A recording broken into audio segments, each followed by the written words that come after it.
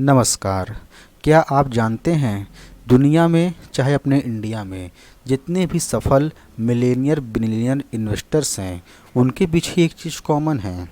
आप कहोगे वो है skill, knowledge, patience, experience etcetera. लेकिन मैं कहता हूँ ये नहीं है, ये हैं, लेकिन इनके अलावा एक सबसे महत्वपूर्ण चीज़ है जिन्होंने इनको मिलेनियर बिलियनियर बनाया। आज के एपिसोड में उसी के बारे में हम बात करेंगे। नमस्कार, मैं रामेश्वर जायसवाल आप सभी का स्वागत करता हूं। तो वो चीज़ क्या है? वो है टाइम ट्रेंड। नहीं समझे? बाय द एग्जांपल आपको समझाते हैं। समय है 1929 का डाउ जोन इंडस्ट्रियल एवरेज। ये डाउ जोन्स का मंथली चार्ट है और आपको थोड़ा हिस्ट्री में लेकर चलते हैं। आज के वीडियो को बनाने का मेरा मोटिव क्या है, मकसद क्या है, वीडियो के अंत में हम उसके भी बारे में आपसे बातें करेंगे। समय है 1929 का, डाउ जोन्स का चार्ट आपके सामने है।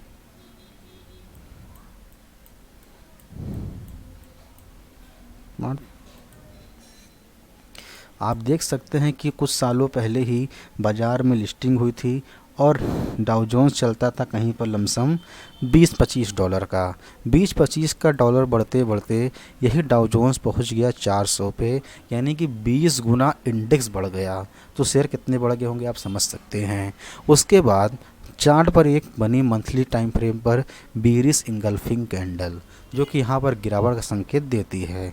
लेकिन उस समय चार्ट नहीं हुआ करते थे, तो वहाँ उस समय जो थे वो फंडामेंटल्स सिर्फ थे, टेक्निकल्स के अकॉर्डिंग कोई एनालिसिस नहीं कर सकता था। चार्ट पर आई गिरावट के संकेत और बाज़ार में कितनी गिरावट आएगी नहीं पता था, बस गिरावट के संकेत आए। 400 का डाउ जोन्स गिरते गिरते 40 रुपये तक चला गया, यानी कि 90% इंडेक्स करेक्ट हो गया। स्टॉक समझ सकते हैं क्या हाल हुए होंगे। लोगों के सारे पैसे डूब गए, लाखों डॉलर, उस समय में लाखों डॉलर डूब गए। उसके बाद क्या हुआ, लोगों ने बाज़ार को एज अ विलन देखना चालू कर दिया। बाज़ार को दुश्मन के रूप में लोग देखने लगे। लेकिन समय फिर बदला। 30 से 40 साल के बाद में की बात है, एक पीढ़ी ऐसी आई अमेरिका में जिसने बाज़ार की अहमियत को समझा और बाज़ार से हाथों हाथ मिलाकर चला और सही समय में सही निवेश किया।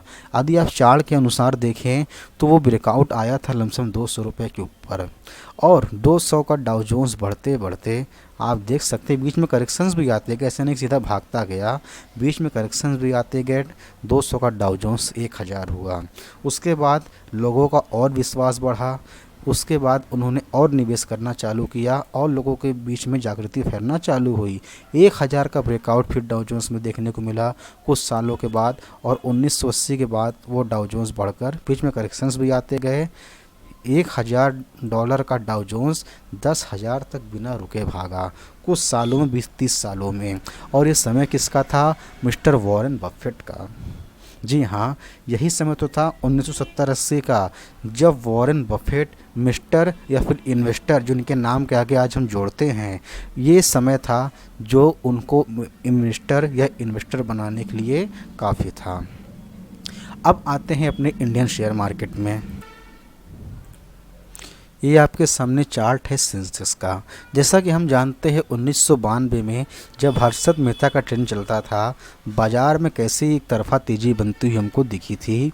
800 रुपये 900 रुपये का सेंसेक्स बढ़ के 4500 चला गया था, यानी कि साल 2 साल में इंडेक्स जो है 7 से 8 गुना मल्टीप्लाई हुआ।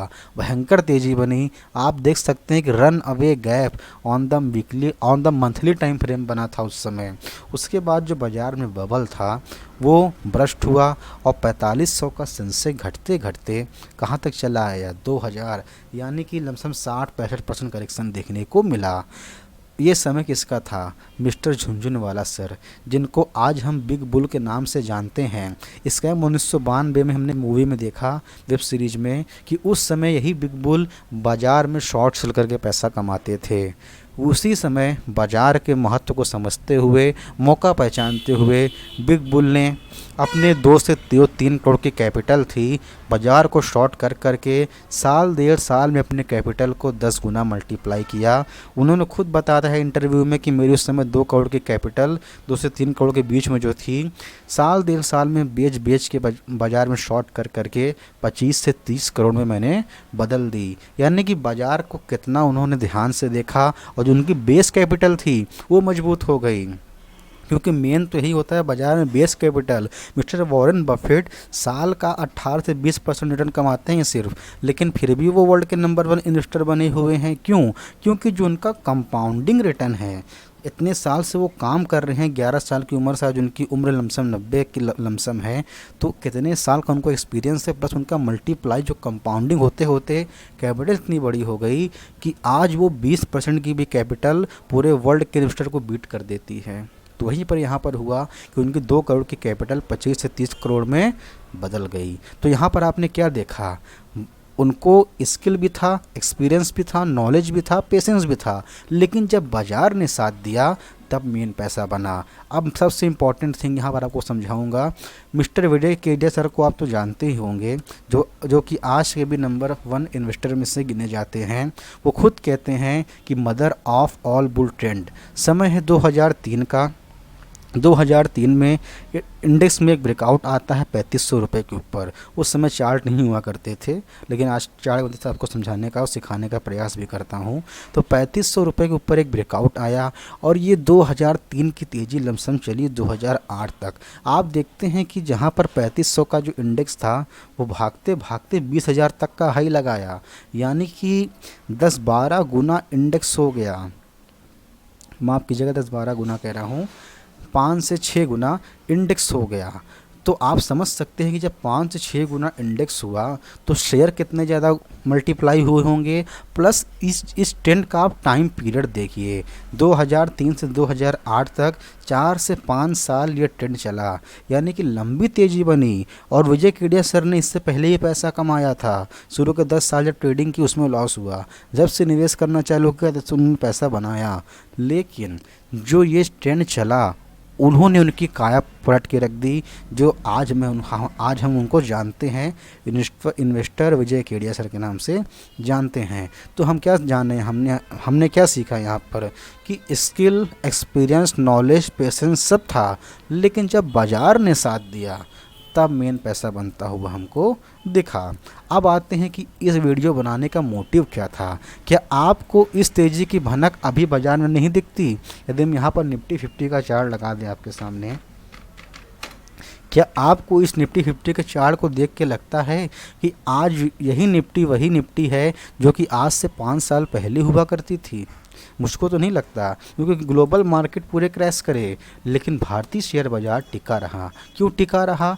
IFIs ने पैसा खींचा, हमने, आपने और DIIs ने, जो देश के इन्वेस्टर्स हैं, उन्होंने अपने पैसे को रोक के रखा। और आप देख सकते हैं कैसे इस डाउनवर्ड स्लोपिंग चैनल से, भैया कह लीजिए बुलिश फ्लैग चैनल से, निफ्टी एक ब्रेकआउट देकर वापस से लाइफ टाइम हाई लेवल्स के ऊपर क्लोजिंग देने में सफल रहा है।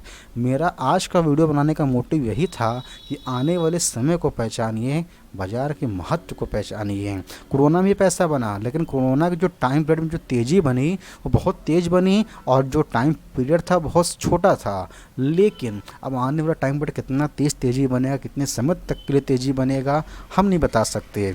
लेकिन इतना जानता हो कि जिस देश की इकनॉमी डेवलप हो रही हो या डेवलप करने वाली हो, सबसे पहले उस देश का शेयर बाज़ार भाग पड़ता है। 1970 में आप देखेंगे हमारा रुपया मजबूत हुआ करता था डॉलर के मुकाबले, लेकिन उस समय यूएस में उतनी कोई तेज़ी नहीं थी, ना उतना कोई डेवलप था, लेकिन शेयर बाज़ार उसका 1950 से ही भागना चालू कर दिया था। तो आज भी वही निफ्टी हमको शो कर रही है कि अपना देश बदल रहा है और अपनी इकनॉमी भी मजबूत हो रही है। यदि अब आप निवेश नहीं करोगे तो कोरोना की जो तेज़ी थी इसके आगे बच्चा दिखने वाली है, ऐसा मेरा एनालिसिस कहता है। मैं ये नहीं कहता कल मंडे को मार्केट खुले पूरा पैसा झोंक दो। मौक़ों को पहचानते हुए, सही सेक्टर को पहचानते हुए, सही शेयर में सही समय पर निवेश करेंगे तो पैसा अच्छा बनेगा, पैसा ट्रेडिंग भी बनेगा। लेकिन ऐसे बाज़ार में मेन पैसा इन्वेस्टिंग से बनता है, क्योंकि जब सब कुछ बढ़ रहा हो, जैसे कोरोना में स्मॉल कैप मिड कैप सब सेक्टर में तेज़ी बन रही थी इक्का दुक्का छोड़ के, तो ऐसे समय में निवेश ज़्यादा बेटर पड़ता है इन कंपेयर टू ट्रेडिंग। यदि वीडियो अच्छी लगी हो तो वीडियो को लाइक कीजिएगा, चैनल को सब्सक्राइब कीजिएगा। मिलेंगे नेक्स्ट वीडियो में, तब तक के लिए धन्यवाद।